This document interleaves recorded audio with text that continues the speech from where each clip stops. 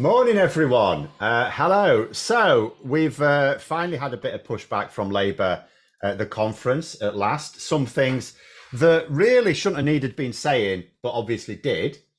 Um, but yeah, there's loads of over the last month. So what's happened is in terms of you know, like polling, because that's always important. I suppose less important at the start of the parliament, but it is still important. And people go, oh, Labour crashed in the polls, absolutely crashed. And it's like, well, yeah, they actually went up in the polls after the election for the first month. And then there was the riots, went down a bit, and then it's gone down quite a bit in the last month. And I would argue, although, I don't want to talk about causal links without proof, I would argue that in the first few weeks, it was all very positive. This is what we're doing. They were announcing this, blah, blah, blah. We said we'd do this. Now we're doing this. And it was all great. Then we had the riots. Obviously, the riots took them out of their stride. Then we had the last month, a month and a half, really, hasn't it? And it's all been, oh, yeah, tough decisions, tough decisions. Oh, you're not going to like this budget. It's going to be absolutely terrible. And there's various people, myself included, saying, okay, we get this pointing at, because it is really important. The best lie the Tories ever told, what James O'Brien says it's about they're all the same. Yeah, that's quite a good lie. But the best one they ever told is that the Tories are the party of economic competence the reason why that's the best lie for the Tories is because the economy is always the top priority for people, always the top priority. And healthcare is usually a very close second. And it was, so when you are convincing people that the default position is that you are the party of economic competence, then you are the default party of government, which Labour want to change. So I absolutely get why they emphasise, no, the Tories are not the party of economic competence. You could not have cocked up the economy more than they did. But I would still say they needed to explain, they still needed to say what they were going to do. Like if I look outside, you may hear the odd hum now and then because there's machinery going on. So as some of you may know, we're getting an extension built, right? If I look out there, it's like a bomb site. There's mud everywhere. There's a cement mixer in the way. It's a right mess. If I'd have just gone out there and, let's say I'd have been away for a few months and I come back and go, oh, what's going on here? It was really nice before. And now it's like, right, tip. It looks terrible. Oh, you'd be really pissed off with the builders. But because we know what we're getting at the end of it, we're going, well, this is just what we have to do. And Labour just didn't do that. They didn't do that. Then I've started to do it in the conference. Now, here's what I would like to know, and I'm going to go over some specifics. Here's what I would like to know. Are Labour sounding now more upbeat in terms of what they're going to achieve because it's the conference and you don't go to a conference to go, oh, yeah, everything's crap?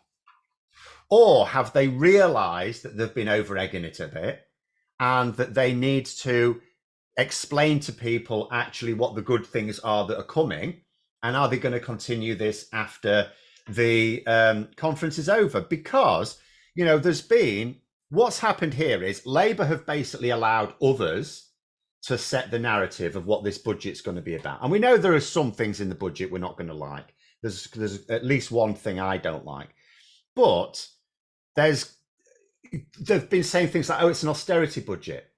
No, it's not. And I said at the time, I've said for a long time, obviously, I've not seen the budget. In theory, it could be an austerity budget, but there were several reasons that would cause you to say it's not going to be an austerity budget. The first of all is austerity is when you cut overall spending, not cut spending area. Like in terms of my household budget, because austerity is more usually used for households. We don't normally use it in regards to national budgets because only insane governments would ever have an austere national budget, right? And in my household budget, I've stopped buying the Magnum ice creams because it's not summer anymore. I'm buying more soup. So I've cut on Magnum ice creams. That doesn't mean to say I'm on an austerity drive. I'm not. And it's the same with this. You cut one thing that's not austerity. Austerity is when overall spending goes down. And Rachel Reeves, thankfully now at the conference yesterday, confirmed, one, there's not going to be cuts to spending. She said, yes, we've got this black hole to fill. It's not being filled with spending cuts. In fact, she said there's going to be spending increases.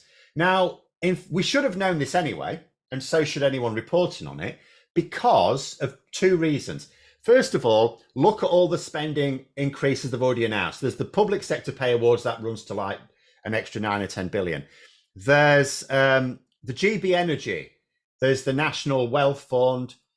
There's quite a lot of extra spending commitments have been made that are on top of what the Tories had said. And in return, in terms of cuts, we've got winter fuel allowance, which is like $1.5 billion. There are some road projects that have been shelved. But if you add up like the cuts that have been announced, it's like maybe a few billion. And if you look at the spending increase has been announced, it's like tens of billions. And you think, how is that going to be austerity? Even given that in the budget, there may be some other cuts that we haven't yet been told about. They'd have to add up to a lot, wouldn't they? And then the second reason why it was very, very unlikely to be an austerity budget is much simpler. And it's that it was a manifesto promise that there would be no return to austerity. It's there clear as day in the manifesto. Now, it seems weird to me that Labour, if you recall at the start of this year, they put their policies through what was called bomb-proofing by Starmer. He wanted to make sure that all of their policies were completely deliverable, which meant that they all had to be tweaked to make sure that it was like, we can definitely deliver on these. The idea being that at the next election, Starmer gets to say, right, look back at my manifesto, what didn't I deliver on? Because if he can claim he delivered all of his manifesto, then he can claim that he'll deliver on the next one as well. And that was the argument for why the manifesto seemed a bit tame. And Labour were very clear, and they keep doing it. They're doing it at the moment. They did it before the election as well. They kept saying, the manifesto is not everything we intend to deliver. It's the minimum. It's the floor. So they said themselves their manifesto was intended to be the bare minimum they would deliver, that they intended to deliver more. So why do that? Whistler's there saying, so if it's in the manifesto, it will happen. Come on, no, Phil. No, I'm trying to explain to you now why it will. Why would Labour, when they were desperate to win the election, if they were not absolutely committed to sticking to the manifesto, why would they come up with such a tame manifesto? Why wouldn't they throw loads of things in it? There were loads of things they could have thrown in. Because if you look at any manifesto that any government ever won, there's always something they didn't deliver on.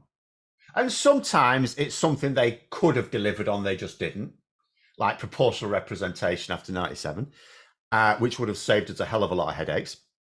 And then there's some things where you go, well, okay, or unexpected circumstances. Like, even to be fair, the Tories 2019 manifesto, COVID would have tripped some of it up. Like, for example, the 40 new hospitals, we might have said, well, okay, we could probably understand how we wouldn't have got 40. The fact that we got 0 is a bit different. It's not a reason why we got 0.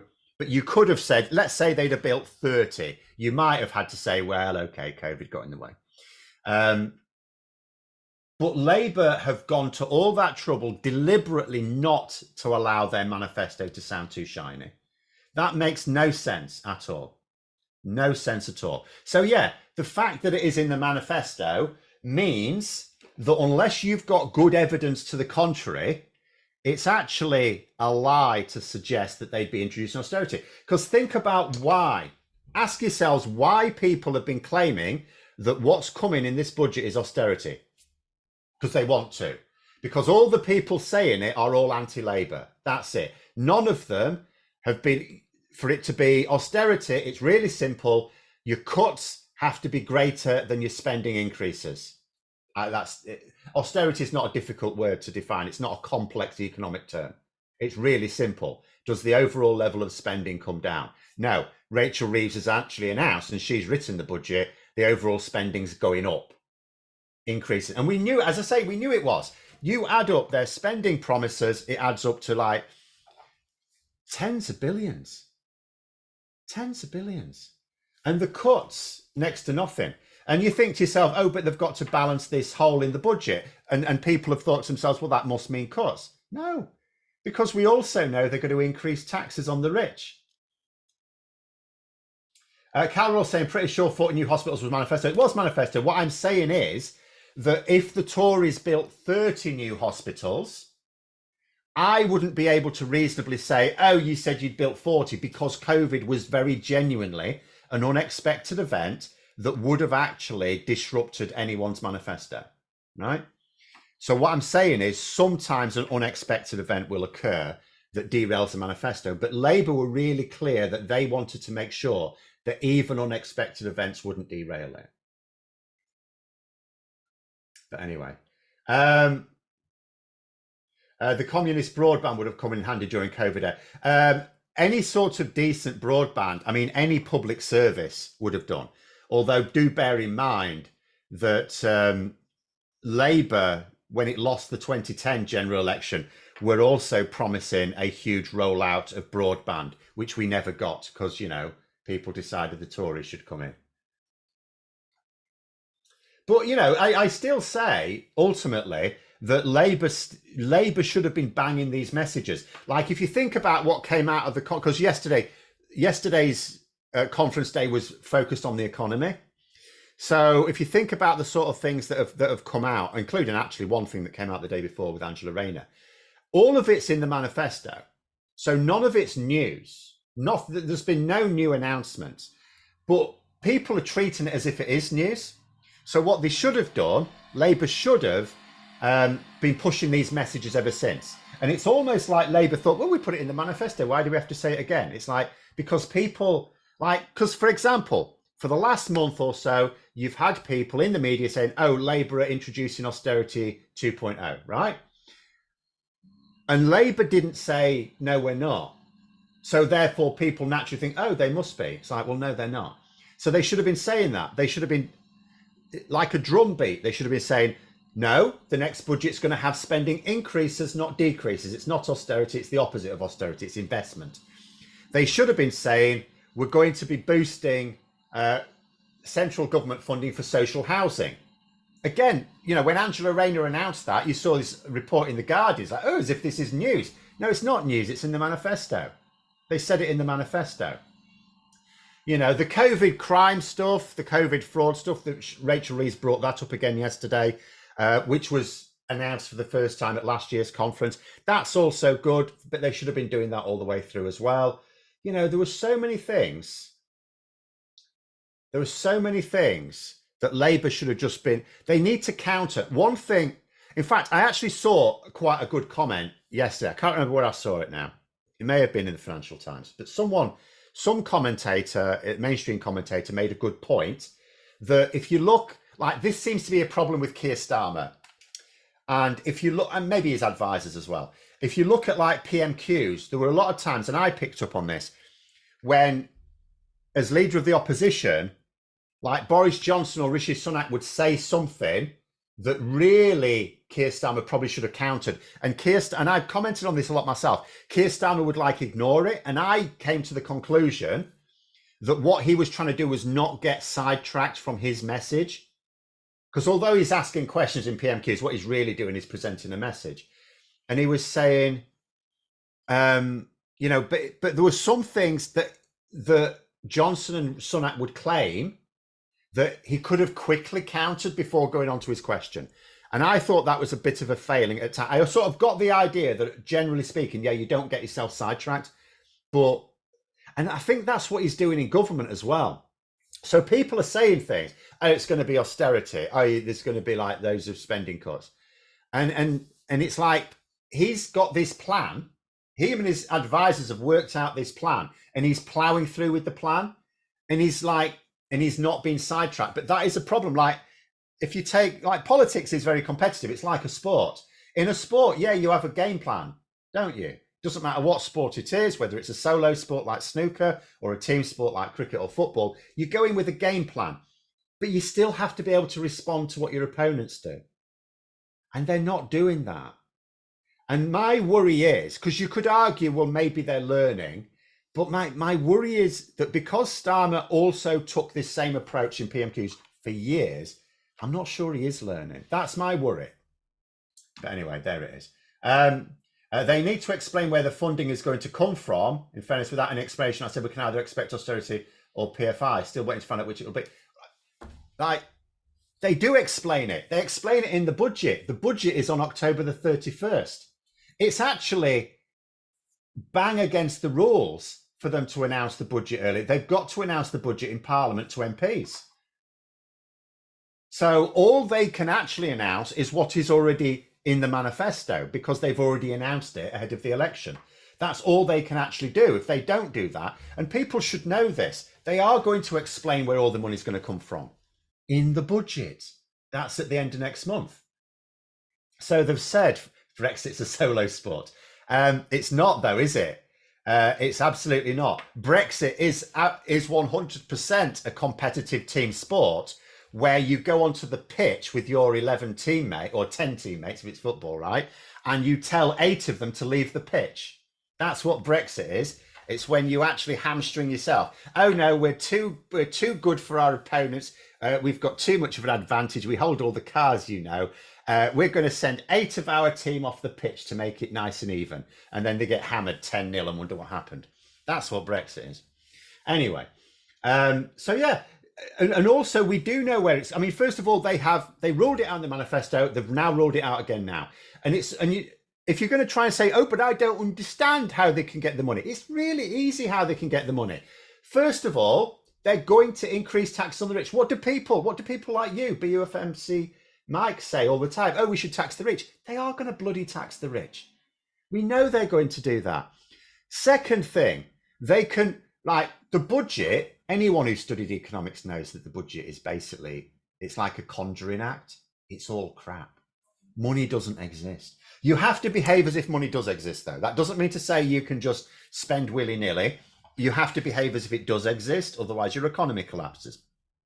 But it's really like the economy is an Excel spreadsheet. So all you have to do is change some parameters, and the whole thing. You know, if you need to find an extra, because remember this like rule about bringing debt down as a share of GDP over 5 years, it's like, well, you don't know what GDP is going to be like in 5 years' time, and you've only got a slightly better idea of what debt might be in 5 years' time. Remember, the actual cost of servicing our debt has gone up this year unexpectedly. Since Labour came to power, the actual cost of our debt has increased more than was expected. So you cannot accurately predict the debt or the cost of debt. You cannot accurately predict what your GDP is in 5 years' time. So it's all based on modelling, which you have to do. But all you have to do is change the parameters of the model, and all of a sudden you've got an extra 20 billion quid.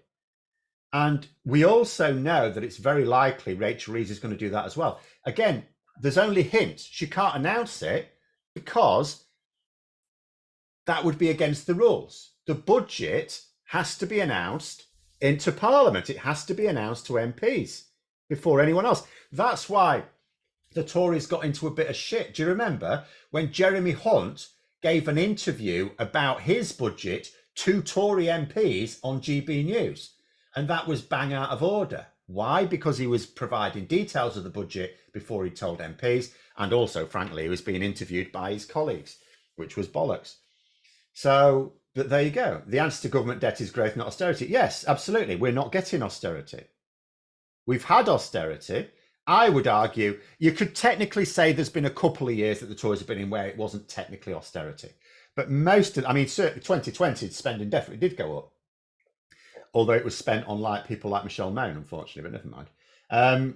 But we had austerity last year and the year before.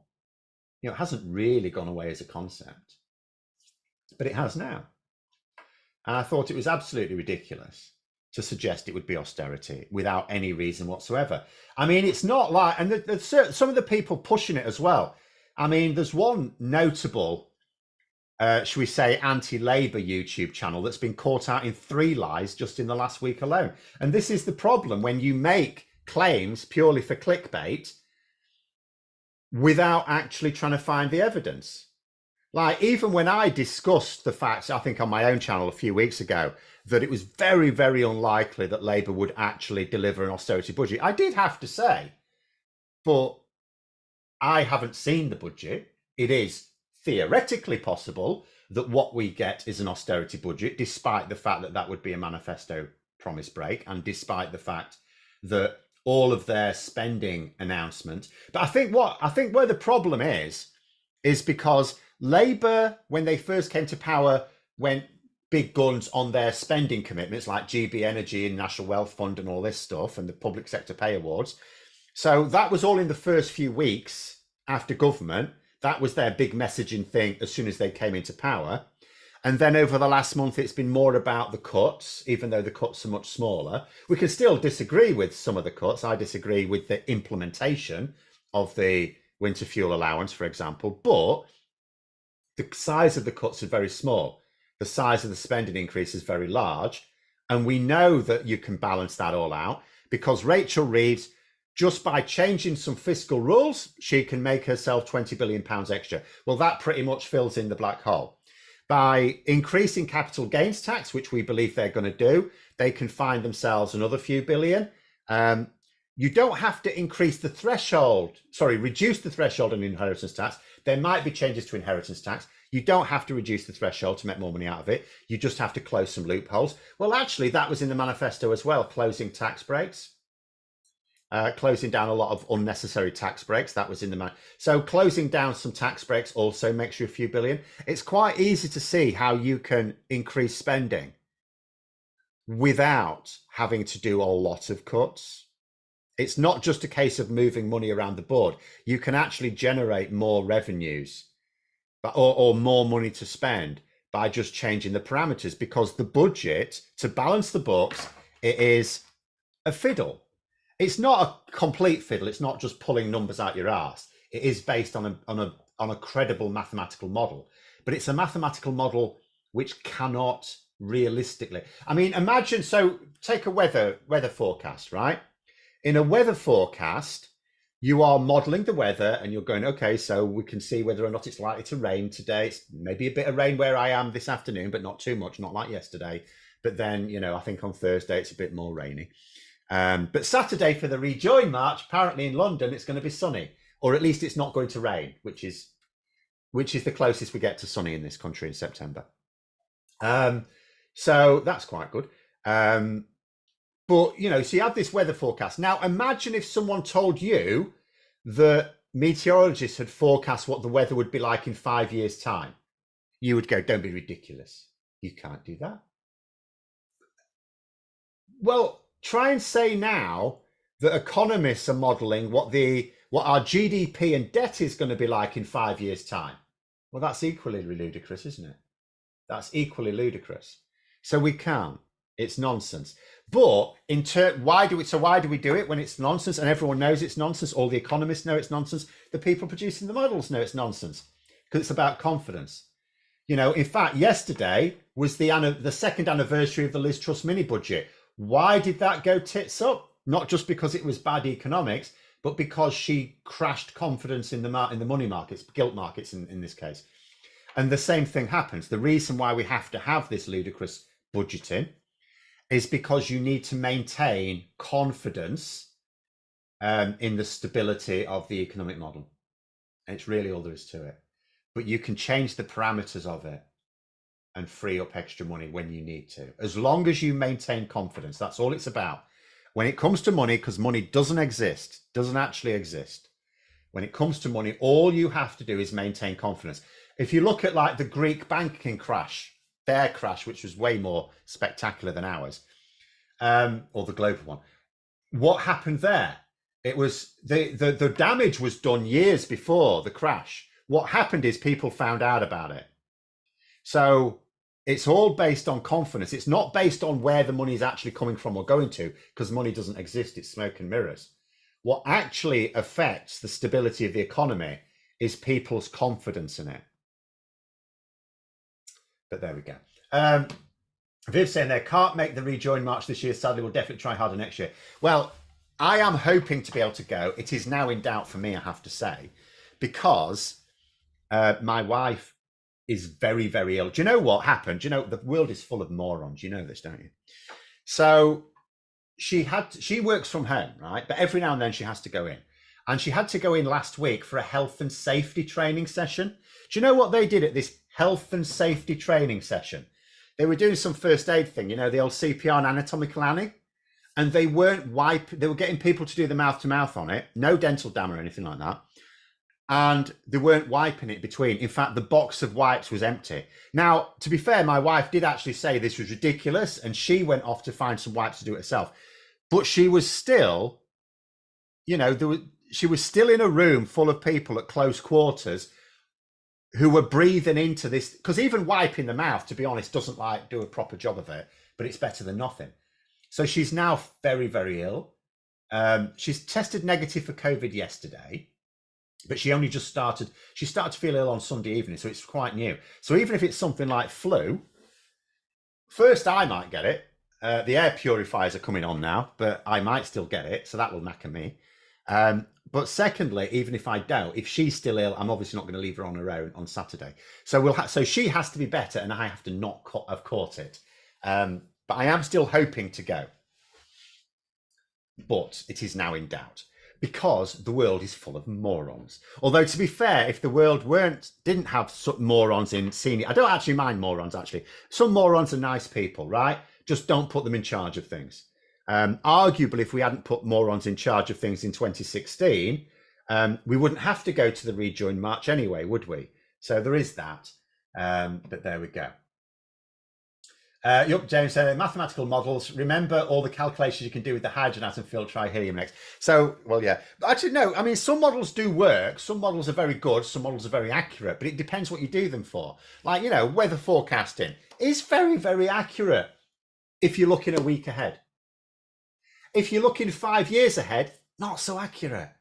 And, you know, so, and it's a similar thing. I mean, you could say, I suppose, with an economic model, because it's sort of man-made anyway, you can influence it. Like we can influence the weather, but we really shouldn't do. But with economics, you can. I mean, you can adjust things. If you get partway through your 5-year economic model plan, you know, you can change some things along the way. You can influence it much more, but it's still vague. And all economists will say it. The only one who says it loudly in public is Ed Conway of Sky. He's actually a very good economics reporter, really, correspondent, or no, he's not really a correspondent, he's an editor for Sky News. He's very good. You actually see some of his explainers that get clipped and put on Twitter. They're excellent. And he's pretty much the only one in the mainstream media who will say this publicly, that it's all bollocks. But, you know, the importance of it is, as I say, it's confidence. You've got to maintain confidence that this fabricated global financial model is real. So you've got to, that's why when, you know, people get mad when governments go, oh, they're likening the national economy to a household budget, and they get really pissed off at it. And it's like, yeah, but it's the same thing. You've got to give people confidence, just like you've got to give the investors confidence that the model's going to be stable. But there we go. I'm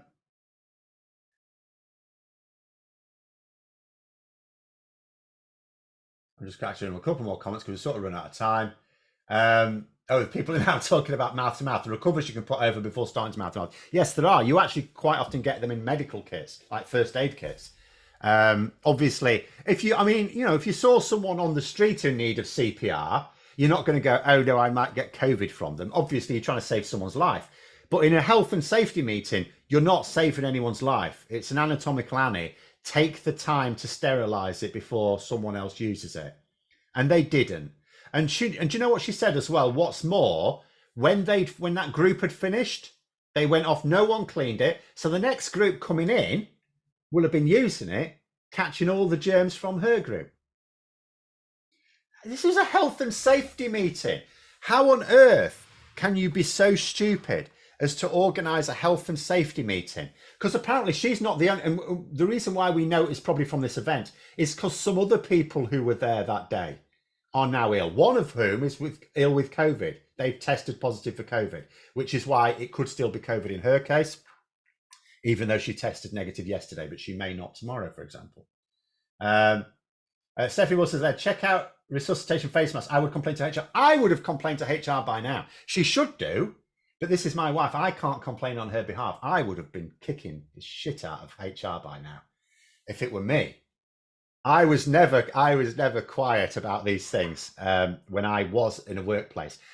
Fortunately, now I work for an operation where there's only one person, which is me. So I don't get to complain to anyone.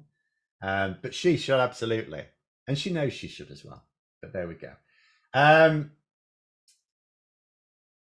Also, she works from home, and who she likes to need to do CPR on? Well, no, I don't mind CPR training. I'm not saying don't mind. It's actually a beneficial thing. She does go in sometimes, and also, she might just be. I mean, she doesn't. She's like me. She's a bit of a hermit, so she doesn't go out very much. But in theory, she could be out, and someone could collapse at a bus stop at the street on something like that. So yeah, and it's the sort of thing you do in the work. First aid training. I don't knock that. How can I knock that? That would be ridiculous. People should have first aid training, but you need to deliver it in a safe way. Like the risk assessment, there was clearly no risk assessment followed for that. I mean, that's what gets me. There was no. I mean, as someone who spent 20 odd years as a science teacher, risk assessments are always at the front of my mind with anything. Because I've had small number, I will emphasize a small number of students who've been injured in my lab when we've been doing experiments, and you update the risk assessment because it's something you hadn't considered. You go, oh bloody hell, I didn't think they'd do that. So then you put it in your future risk assessments. Anyway, we've gone over, but I don't know how we ended up going from budgets to health and safety. It's my fault. It's always my fault. But anyway, thanks very much for coming on, everyone. Don't forget to click the like button and subscribe for further for content. And until next time, hopefully I will still be well on Thursday. But have a great rest of day. Until next time, I'll see you later.